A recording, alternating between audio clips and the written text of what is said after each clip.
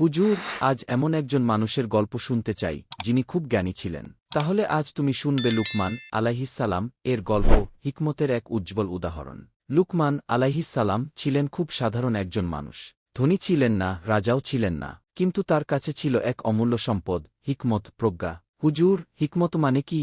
ঠিক সময়ে সঠিক কথা বলা এবং সঠিক সিদ্ধান্ত নেওয়ার ক্ষমতা। আল্লাহ তাকে বিশেষ জ্ঞান দান করেছিলেন। তিনি সবসময় আল্লাহর শুকরিয়া আদায় করতেন। তিনি বলতেন, যে কৃতজ্ঞ সে নিজেরই উপকার করে। লুকমান আলাইহিসসালাম তার ছেলেকে খুব ভালোবাসতেন। তিনি সবসময় তাকে শিক্ষা দিতেন। একদিন তিনি বললেন, হে আমার ছেলে, আল্লাহর সাথে কাউকে শরিক করো না।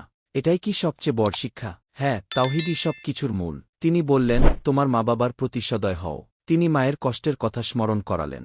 লুকমান আলাইহিসসালাম বললেন, একটি সরিষার দানার মতো ছোট কাজ হলেও আল্লাহ তা জানেন। তিনি বললেন, নামাজ কায়েম করো, ভালো কাজের আদেশ দাও, মন্দ কাজ থেকে বিরত রাখো। যে কষ্টই আসুক, ধৈর্য ধরো।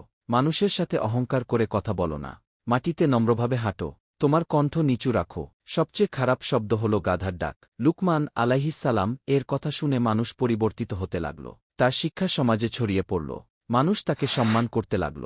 দেখো বাবা, লুকমান আলাইহিসসালাম শুধু কথা বলেননি, নিজে পালন করতেন। বৃদ্ধ বয়সে তিনি মানুষকে একই শিক্ষা দিতেন। আল্লাহকে মানো, সত্য বলো, ধৈর্য ধরো। একদিন তিনি শান্তভাবে দুনিয়া থেকে চলে গেলেন। হুজুর, এই গল্প থেকে সবচেয়ে বড় শিক্ষা কি?